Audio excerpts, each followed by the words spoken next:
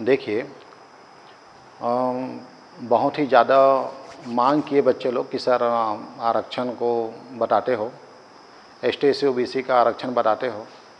लेकिन हम लोग सुने हैं कि उत्तर प्रदेश सरकार में भी ब्राह्मणों का आरक्षण का लिस्ट जारी हुआ था कभी मायावती के समय में, तो कुछ लोगों को इसकी जानकारी है। तो मैं सोचा कि क्यों ना, जब सभी एसटी एससी ओबीसी आयोग को पढ़ा रहे हैं तो ब्राह्मणों के भी आरक्षण को सबके सामने होना चाहिए। एक्चुअली में क्या हो रहा है आज के देश में, आज इस देश में, भारत में आपस में लड़ रहे हैं, एक दूसरे को लड़ रहे हैं, हिंदू मुस्लिम तो ब्राह्मण आपका दलित, ऐसा लड़ाई चल रहा है।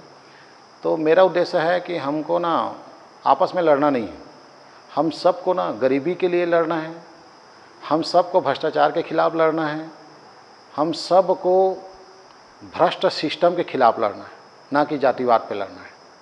तो इसके लिए ये वीडियो बहुत आवश्यक हो गया और आज के तारीख में सभी समाज को ये चीज़ पता चलना चाहिए कि सबको संविधान के तहत कुछ न कुछ मिला है। बस किसी को प्रत्यक्ष मिला है, किसी को अप्रत्यक्ष है, किसी को घोषित हुआ है और किसी का अघोषित है। उसी अप्रत्यक्ष और अघोषित में एक आरक्षण आपके बीच में है जिसको बोलते हैं ब्राह्मणों की आरक्षण। इस ब्राह्मणों के आरक्षण को हम इसलिए आरक्षण बोल रहे हैं क्योंकि एसटी एससी ओबीसी को भी आरक्षण बोलते हैं, तो ठीक उसी प्रकार से आपका ब्राह्मणों का भी आरक्षण है, लेकिन वो उनका निजी है। और उस आरक्षण के तहत इनको कौन कौन सा जगह, इस जाति को कौन कौन सा जगह बड़े बड़े संस्थान में जॉब मिला या बड़े बड़े संस्थान में भागीदारी मिली, वो चीज़ को यूपी सरकार ने एक सर्वे करवाया, उस सर्वे के तहत वो डाटा निकल के आई। तो इस चीज़ को जानना इसलिए ज़रूरी है कि अधिकांश ब्राह्मण वर्ग के लोग क्या बोलते हैं कि एसटी एससी लोग को मुफ्त में मिला है, एसटी एससी को आरक्षण आपको फ्री में दे दिया गया, और भी बहुत सारे अनगिनत अपशब्द का प्रयोग करते हैं। तो एक्चुअली में क्या होता है, जिन्होंने संविधान बनाया उनको ये सब पता है, लेकिन अभी के जो बच्चे हैं उनको नहीं पता। तो कुछ ब्राह्मण वर्ग या स्वर्ण जाति के लोग एसटी एससी पर टिप्पणी करते हैं और इसमें लड़ जाते हैं आपस में। तो मैंने अभी बोला कि हमको लड़ना नहीं है, हमको सिस्टम के खिलाफ जो हो रही है, गलत तरीके से प्रशासन जो चलता है, भ्रष्ट तंत्र है, उसके लिए हम सब मिल के लड़ेंगे। ना कि मैं इस वीडियो को इसलिए नहीं बना रहा हूँ कि इस वीडियो के बाद आप दुनिया भर का आपस में लड़ाई शुरू कर दीजिए। इसका मतलब है आप जानिए कि यहाँ सब लोग जिंदा है ना, तो कहीं ना कहीं उसको डायरेक्ट या इनडायरेक्ट क्या है, आरक्षण प्राप्त है। तो पहले ब्राह्मणों के आरक्षण को, एसटी एससी ओबीसी आरक्षण को तो सब लोग जानते हो, ब्राह्मण के आरक्षण को भी आपको मोटा मोटा मैं बता देता हूँ जो रिकॉर्ड में दर्ज है। तो नंबर पहला, ब्राह्मणों की आरक्षण देख लीजिए, भारत में केवल 3.5% ब्राह्मण है, यानी कि एक एवरेज के तहत एसटी एससी ओबीसी मिला के 85%, 15% स्वर्ण लोग, स्वर्ण मतलब होता है ब्राह्मण, क्षत्रिय और वैश्य, तो ये तीनों 15% है। ये 15% में एग्जैक्ट 3.5% कितना है आपका, तुम्हारा ब्राह्मण बताया गया। अब 3.5% के जो ब्राह्मण है भारत में, उनकी संस्थाओं में भागीदारी देखिए, चाहे वो प्राइवेट हो या वो गवर्नमेंट का हो। अब उसमें देखते चलिए जो डाटा आपके बीच है, लोकसभा में संसद 80% ब्राह्मण है, यानी लोकसभा में संसद जो है 80% ब्राह्मण है। उसमें एक ब्राह्मण तो हमारे राजनांदगांव जिला से ही है, संतोष पांडे, इसका बड़ा उदाहरण। तो अधिकांश संसद का है समाज से बनते हैं, ब्राह्मण से। उसके बाद राज्यसभा में 96% ब्राह्मण है। अब इसका चुनाव कैसा होता है आपका, तुम्हारा अप्रत्यक्ष होता है, तो जनरली उन्हीं लोगों का ऊपर नाम जाता है जो कौन सा जाति के होते हैं, ब्राह्मण। इसके बाद राज्यपाल, राज्यों के राज्यपाल 50% ब्राह्मण है। तो इसका भी चयन कैसा होता है, वैकेंसी नहीं निकलती कि राज्यपाल के लिए वैकेंसी भरो और आपको नौकरी लगेगा, फिर कंपटीशन एग्जाम, ऐसा नहीं होता, राष्ट्रपति नियुक्त करती है। तो जनरली राष्ट्रपति कौन सा समाज से नियुक्त करती है, 50% लगभग, आपका 50% राज्यपाल। कैबिनेट सचिव जो होते हैं 33% ब्राह्मण, मंत्रियों के सचिव 54% ब्राह्मण। इधर देखिए आप, अतिरिक्त सचिव 62% ब्राह्मण, पर्सनल सचिव 70% ब्राह्मण, आपका यूनिवर्सिटी में 91%। ये तो आप जान के हैरानी होगा, आप किसी भी कॉलेज में चले जाइए, आपको वहाँ पे दुबे, टिबे, पांडे, तिवारी यही सर मिलेंगे आपको, प्रोफेसर अधिकांशतः। आपको अधिकांश यूनिवर्सिटी में देख लीजिए आपको हिंदुस्तान की किसी भी यूनिवर्सिटी में, आप जैसे छत्तीसगढ़ ही देख लीजिए, छत्तीसगढ़ के किसी भी कॉलेज में आप जाएंगे तो आपको ना छत्तीसगढ़िया कम मिलेगा, अदर स्टेट वाले, और वो भी कौन सा जाति के हैं आपका, ब्राह्मण। ये बात है कि पढ़े लिखे हैं, मैं मान रहा हूँ उस बात को, लेकिन ब्राह्मण की संख्या बढ़ा है कि नहीं। जब ब्राह्मणों को आरक्षण प्राप्त नहीं है तो फिर यूनिवर्सिटी में 91% ब्राह्मण कैसे आ गए, यानी ये समझने वाली चीज़ है। लेकिन इसको समझने के बाद अपने को लड़ना नहीं है, हमको जानना है कि एसटी एससी ओबीसी के साथ में भी ब्राह्मणों के साथ आरक्षण है, लेकिन वो अघोषित है, वो संविधान में लिखित नहीं है। वो ये चीज़ यहाँ दर्शा रहा है। इसका तुम्हारा सर्वोच्च न्यायालय में जज 96% ब्राह्मण है, आप किसी भी उठा के देख लीजिए फाइल को, आप खुद सर्वे कर लीजिए इसको। आप इस संस्था में जाओ और रिकॉर्ड दर्ज करो, आपको पता चल जाएगा 96% ब्राह्मण है। उसके बाद हाई कोर्ट में जज 80% है। आगे देखिएगा, इसके बाद तुम्हारा ये देखो भारतीय राजदूत में 81% ब्राह्मण है, यानी कि राजदूत की नियुक्ति कौन करती है? राष्ट्रपति। तो राष्ट्रपति लोग करते हैं तो कितना जाता है? 81%, क्योंकि इसके लिए भी फॉर्म भरा नहीं जाता। बैंकों में भारत में आपको 57% ब्राह्मण मिलेंगे। देखना तिवारी साहब ऐसा हुआ, पांडे साहब, ये अक्सर सुनने को मिलता है। एयरलाइंस में इनका 61% ब्राह्मण है। IAS में 72% ब्राह्मण है। आप आसपास के देख लो, आप जहाँ रहते हैं वहाँ देखो, वहाँ कलेक्टर, SP, आपका तुम्हारा निगम आयुक्त आपको मिलेगा शर्मा, तिवारी, दुबे आपको अक्सर मिलेगा। उसके बाद आप IPS में देख लो 61% ब्राह्मण है। इधर देखिए TV कलाकारों में 83%। आप जैसे ही जाएंगे आप पिक्चरों में किसी में, तो वहाँ पे ब्राह्मणों की संख्या क्या मिलेगी? ज़्यादा मिलेगा जितना कलाकार है। मीडिया में 90% है। जितना भी भारत में मीडिया है, चाहे वो बड़े राष्ट्रीय स्तर के कोई भी चैनल देख लो आप, वहाँ पे आपको सरनेम क्या मिलेगा? ज़्यादा ब्राह्मण वाला, पांडे वाला मिलेगा आपको। तो ब्राह्मण लोग भी में क्या है आपका मीडिया में पूरा काबिज बैठे हुए। इसका सरकारी नौकरी में 72% एक एवरेज है। उसके बाद क्रिकेट में 75%। क्रिकेट का और ज़्यादा डाटा निकालोगे तो मनीष पांडे, रोहित शर्मा, मोहित शर्मा, द्विवेदी, आप निकालते चलिए रिकॉर्ड। आप देख लीजिए क्रिकेट में, IPL में देखते रहो, आपको अधिकांश हर चौथा प्लेयर क्या मिलेगा? ब्राह्मण मिलेगा। उसके बाद मंदिरों में 100% आरक्षण है। मंदिरों में 100% आरक्षण है, देख लीजिए आप। एक भी भारत के मंदिर में कोई भी दूसरा समाज का व्यक्ति पुजारी नहीं। अब इसको आप अंदाजा लगा लीजिए। तो ये आरक्षण कैसे हुआ? तो ये मंदिरों पे चर्चा कर लेते हैं। तो मंदिरों में 100% ब्राह्मणों का आरक्षण है। अब इसमें कई लोगों का वर्ड लोग बोलते हैं एक दूसरे को कि फ्री में सब ले लो, फ्री में सब ले लो, ST SC OBC लोग फ्री में ले लो। ठीक है भैया, ST SC OBC को अगर यदि आपने बोल दिया को फ्री में मिला है, मानता हूँ इस बात को, 40 नंबर वाला आरक्षण के बदौलत लग जाता है और 90 वाला नहीं लगता, ये बात सही है। लेकिन आप देखिए ना भाई, मंदिरों में भी तो आपको 100% आरक्षण है। आज तक कोई दूसरा आदमी मंदिरों में पुजारी नहीं है। अब यहाँ पे भी क्या आता है? आपका नोट आता है, यहाँ पे भी पैसा आता है आपका दान पेटी से। तो ये भी तो क्या है आपका? तुम्हारा फ्री है ना। तो जैसा ST SC OBC को आप फ्री में ले लो बोल रहे हो, तो ब्राह्मणों में भी तो लागू होगा दादा, क्योंकि मंदिर का भी तो पैसा क्या है आपका? फ्री वाला है। तो 100% है। अब इसमें एक चीज़ डाटा, मैं जब इसको स्टडी किया और जब कुछ लोग बोले तो मैं बोला बोलने से पहले अपने को स्टडी करना चाहिए। तो मैं स्टडी किया इसको, तो एक बीच में मेरे को ग्रंथ मिला है, बहुत ही से चर्चा में रहा मेरे पास। कई लोग बताते थे ऐसा होता है, ब्राह्मणों के पास आरक्षण है, आपको मालूम नहीं है ऐसा। तो हमने भी जानकारी हासिल किया, और जब जानकारी हासिल मिला, इसी दौरान एक बुक के बारे में मुझे बताया गया। उस बुक को बोलते हैं गुलामगिरी। और गुलामगिरी जो बुक है उसको लिखा है ज्योतिबा फुले ने। अब नहीं जानते, बहुत कम लोग जानते होंगे, अब जानते हैं तो आप इसको समझ जाइए। एक बुक ले लीजिएगा आप, क्या नाम है? गुलामगिरी। और क्या बोला आपका? ज्योतिबा फुले ने लिखा है। उसमें एक वर्ड लिखा है, ये 100% ब्राह्मण मंदिरों में जो मालिक है ना, इनके बारे में मैंने उसको समझा। तो वहाँ पे वर्ड लिखा है गुलामगिरी में कि एक नाई है जो दाढ़ी बनाता है, वो उसका धर्म नहीं धंधा है। वैसी टाइप का एक मोची होता है चमार, वो जूता चप्पल बनाता है, वो उसका धर्म नहीं है, धंधा है। ठीक उसी प्रकार मंदिरों में जो ब्राह्मण बैठते हैं वो उसका धर्म नहीं है, वो उसका धंधा है। इस चीज़ को मैंने देखा कि वाकई में ये बात सही है। भगवान को, आप खुद इसको एनालिसिस कीजिए, भगवान को पैसे की कैसे जरूरत होगा? भगवान तो हमसे बड़ा है, आपसे बड़ा है, तो आपको भगवान से मांगना है, ना कि वहाँ चंदा देना है। लेकिन देखो हम लोग सारे देखेंगे, जितने लोग सनातनी हैं, जितने मानते हैं, वो सब लोग जाएंगे दान पेटी में पैसा डालते हैं।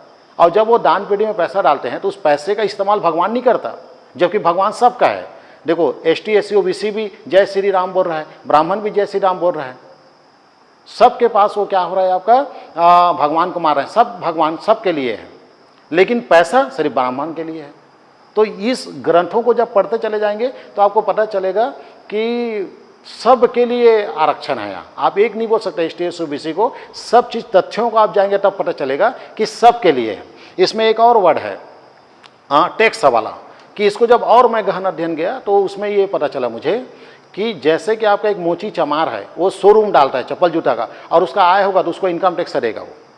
और जैसे एक नाई है, तो नाई अगर यदि बढ़िया शोरूम बना लिया अपना, बढ़िया दाढ़ी मूछ वाला सैलून स्पेशल है और आय बढ़ गई, तो भारत सरकार को टैक्स देगा। लेकिन अगर यदि मंदिरों में जो पैसा आ रहा है उस पैसे का भारत सरकार को टैक्स नहीं देगा।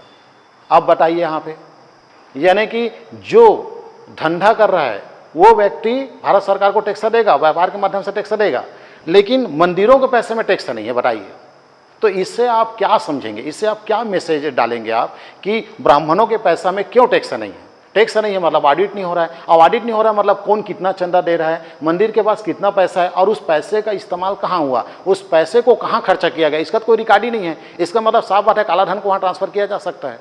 भाई ऑडिट चेक होगा तब तो पता चलेगा। भाई दान आ रहा है वो इंपॉर्टेंट नहीं है, उस व्यक्ति ने 5,000 करोड़ दिया तो वही भी तो जांच का विषय बनता है कि उसके बाद 5,000 करोड़ कहाँ से आया, क्या उस 5,000 करोड़ का उसने इनकम टैक्स दिया है जो इसमें दान दिया है, ये तो प्रमाणित नहीं हो रहा है। तो सर अगर यदि आप सब तरफ से देखेंगे ना, इस रिकॉर्ड को आप देखेंगे तो कहीं ना कहीं यहाँ पे ये लगता है कि एक तरफा निर्णय है। क्योंकि अगर ये सही निर्णय होता तो मंदिरों के पैसे में भी टैक्स लगता, एक चमार जो जाति जो विशेष जो काम कर रहा है चप्पा जूते का उसको भी टैक्स दे रहा है और आपको तुम्हारा नाई भी दे रहा है आपका, तो फिर इन पैसों में टैक्स क्यों नहीं। तो इसको ना आपस में लड़ने से समस्या दूर नहीं होगा, बल्कि सच्चाई ये है कि एक हाथ से ताली नहीं बजता, ताली दोनों हाथ से बजती है। मैं ये आपको बताना चाह रहा हूँ, हम लोग पूर्ण ज्ञान रहता ही नहीं है और हम एक दूसरे में लड़ते रहते हैं। तो सर आपको लग रहा होगा कि हम माइंडेड हैं, नहीं सर, हम इस दुनिया का भी 2% ज्ञान अर्जित नहीं किए हैं। पहले हमको ना जानना है, बहुत कुछ करना है, बहुत समझना है, तब जाके हमको टिपा टिप्पणी करना है, हमको लड़ना नहीं है। हमारे ऊपर इतना मुद्दा है, इतना सारा समस्या है कि इस देश में क्या नहीं कितने लोगों को आपका दिन और रात काम करेंगे तब जाके देश में सुधार आएगा सर। इसलिए अपने को ये नहीं करना है। अब देखो अभी इस ब्राह्मण वाले को मैं डाल दिया आरक्षण, बता दिया मैं, अब देखना भर भर के गाली बकेंगे, भर भर के आपका कमेंट बॉक्स में लिखेंगे आपने ये गलत किया वो किया, लेकिन एक ब्राह्मण लिखेगा, एक बात नहीं लिखेगा कि हाँ सही बात है मंदिरों में 100% आरक्षण है, हम लोग को इस मंदिर के पैसा को सार्वजनिक रूप से बढ़ना चाहिए, सामाजिक काम आना चाहिए, देश के विकास में काम आना चाहिए, नहीं बोलेगा। हाँ उसको ये बोलेगा ये बात आपको बोलने का किसने अधिकार दे दिया, आप गलत जातिवाद फैला रहे हो, ये दुनिया भर का, ये नहीं है सर, ये हकीकत है। और ये चीज़ें कैसे हुई, ये परसेंट कैसे बढ़ा, ये परसेंट संविधानिक तो है ही नहीं है, ये संविधान द्वारा ब्राह्मणों को आरक्षण प्राप्त नहीं है, तो इनकी संख्या इन संस्थाओं में कैसे बढ़ गई, वो ऐसा बढ़ा सर। जैसे एक प्लेयर से लेते हैं क्रिकेट से, जैसे 10 प्लेयर खेल रहे हैं मैदान में, अब 10 प्लेयर में से 2 लोग को सिलेक्शन लिस्ट में नाम डालना है, तो उसका जो 10 लोग को जो खिला रहा है क्रिकेट में, जो खिला रहा है उसमें से 2 लोगों को हमको चयन लिस्ट में डालना है, यानी 2 लोग IPL में जाने हैं उस 10 में से, और 10 योग्य है और उसमें सिर्फ 2 लोगों को चयन करना है। अब उसमें से 2 लोग का चयन किसका होगा मालूम है, जो उसका बड़ा अधिकारी, जो उस 10 लोगों का बड़ा अधिकारी वो कौन है, आपका ब्राह्मण है। अब वो ब्राह्मण किसको सिलेक्शन लिस्ट में नाम डालेगा, वो 10 में से 2 पंडित है, 2 ब्राह्मण जाति के हैं, उनके लिस्ट को ऊपर डालेगा। अब ऊपर 2 लोगों का लिस्ट को डाल दिया, गलत हो गया यहाँ पे। तो इस दौरान वो 8 लोग जो अदर कास्ट के हैं, दूसरे जाति के हैं, वो लोग भयंकर गाली बकते हैं कि वो साहब ठीक नहीं है, वो तिवारी साहब ऐसा है, वो पांडे साहब ऐसा है, अपने जातिवाद को देख के अपने दोनों लड़के को ले लिया और हमारे अन्य कास्ट वाले को छोड़ दिया। तो उस जो बड़े अधिकारी है उसको बेकार क्यों नहीं लगता, उसको क्यों ऐसा नहीं लगता कि 8 लोग मुझे गाली बक रहे हैं, मैंने जो 2 लड़के हमारे जातिवाद थे उसको मैं सिलेक्शन में ले लिया, ऐसा उसको क्यों नहीं लगता, उसको इसलिए नहीं लगता क्योंकि उनको भी पता है ब्राह्मणों को आरक्षण नहीं है। और ब्राह्मणों को जब आरक्षण नहीं है और वो अपने जाति वाले जातिवाद के तहत अपने जाति भाइयों को अगर यदि वो नहीं उठाएगा तो वो अधिकारी के मन में ये बात आ जाता है कि मेरे ब्राह्मण पीछे हो जाएंगे। और इसी चक्कर में पूरा भारत में बड़े अधिकारी लोग नीचे वाले जितने भी आपका कभी भी सिलेक्शन होना रहता है या कभी भी चयन करना रहता है या पदोन्नति करना रहता है तो वो अपने जात भाई को देखता है, और जात भाई को देख के क्या करता है, जो 10 में से जो ब्राह्मण जाति के है उसी का चयन लिस्ट में क्या करता है, नाम करता है। तब क्रिकेट में 75% क्या हो गया आपका, तुम्हारा प्लेयर क्या आ गई, आपका ब्राह्मण जाति क्या आ गया। और उनको बुरा क्यों नहीं लग रहा है बड़ा अधिकारी को, क्योंकि उनको पता है ब्राह्मणों को आरक्षण नहीं है।